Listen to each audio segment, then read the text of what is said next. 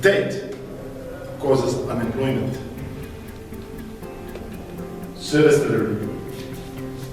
Fees must fall. And crime. I want you to picture this. A small mining town. Let's call it Marikana. Marikana has got a couple of corner cafes. Each corner cafe sells 2 loaves of bread to the mine workers. And this flourishing town starts employment. And more people coming to these corner cafes to buy more bread. So they employ a teller, a packer, a couple of staff. But one day, the credit providers move in, and everybody is starting to live off credit. This corner cafe is not selling 2 loaves of bread to these mine workers. They're only selling 1. So what happens? This corner cafe has started retrenching. The packer, the teller, the staff.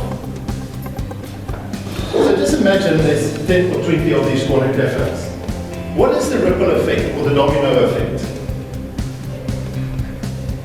Which means the company who supplied the flour to this corner cafe is also going to retrench. Or what about the farmer? All of a sudden, we as consumers are starting to blame government for the service delivery because we can't pay our rates. We are blaming the universities. Fees must fall. But if there's no employment, how can we put our kids into university? Well, the person hasn't even got that money for that loaf of bread, so they start stealing. So stealing from a petty crime becomes an violent crime. So what did I do? I looked at the situation and designed a program called Credit Assistance Program for corporates and companies. What I basically do is I look at the company. What is their sick leave status? Because bear in mind, sick leave in this country is costing us nearly 16 billion rand a year.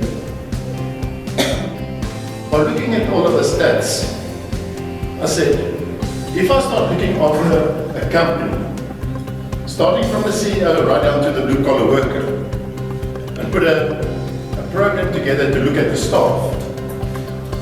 So we start off with HR. Looking at the payment history or the garnishing orders without over-indebtedness. Start there and see how much of this garnishing orders, employment attachment orders is done lawfully or unlawfully.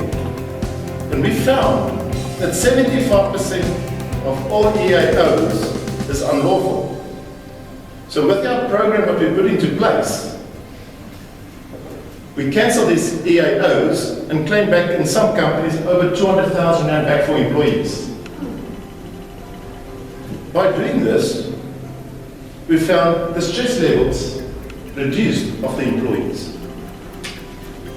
We found substance abuse being reduced. We also found that the employee-employer relationship has increased and there's less people being off sick from work. In our program, we've also set up a debt counselling program. Now, the debt counselling program has been established by the National Credit Regulator under the National Credit Act. And what we also found under the debt counselling side of things, that a lot of the consumers or the employees will go to debt counsellors that works through call centres and found that a lot of these agents are not even registered with the National Credit Regulator, and found that people's houses have been repossessed, cars have been repossessed, and these call centres are not acting in good faith. Since we put our program together to assist these employees, we saved houses and cars by taking some of these problems away from the employer to assist them. So what we found is that by looking after the employee of the company will grow. So at the end of the day, if we do not look after our employees, how can we grow our company? So let's start taking a step forward by showing that if we've got problems with our employees, let's show them a financial literacy program by means of starting with a small budget and show that they've got rights. So at the end of the day, there is life after debt.